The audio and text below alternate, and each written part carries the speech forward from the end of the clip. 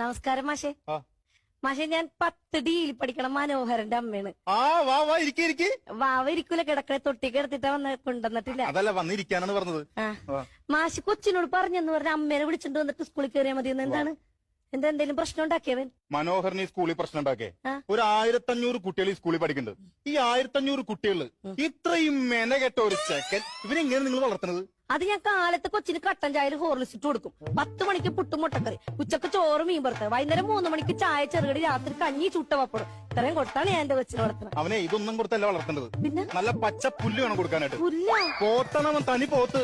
ഉള്ള കാര്യം പറയാലോ, മനോഹരനെ പോലെ ഒരു കുട്ടിയെ പഠിപ്പിക്കാൻ ഞങ്ങൾക്ക് ബുദ്ധിമുട്ടുണ്ട്. വേണ്ട മാഷങ്ങൾ ടീസിയും കൊടുത്ത് വിട്ടേക്ക്. എന്തിനാണ് നമ്മുടെ സ്കൂളിൽ വെറുതെ ചീത്തപ്പേരുണ്ടാക്കി ഇങ്ങനെ കുറെ എണ്ണം? ആരുടെ കാര്യമാണ് ഈ പറഞ്ഞത്? അല്ല, മനോഹരനെ പോലെ വേറെ ഏതാണ്ട് ഒരു കൊച്ചുണ്ടെന്ന് പറഞ്ഞു. മനോഹരനെ പോലെ വേറെ ആണ്ട് കൊച്ചിന്റെ കാര്യമല്ല പറഞ്ഞത്. മനോഹരന്റെ കാര്യം, നിങ്ങളുടെ കൊച്ചിന്റെ കാര്യമാണ് പറഞ്ഞത്. അവനെ പഠിപ്പിക്കാൻ ഞങ്ങൾക്ക് ബുദ്ധിമുട്ടാണ്. അതിനു വേണ്ട എന്ത്. നമസ്കാരം.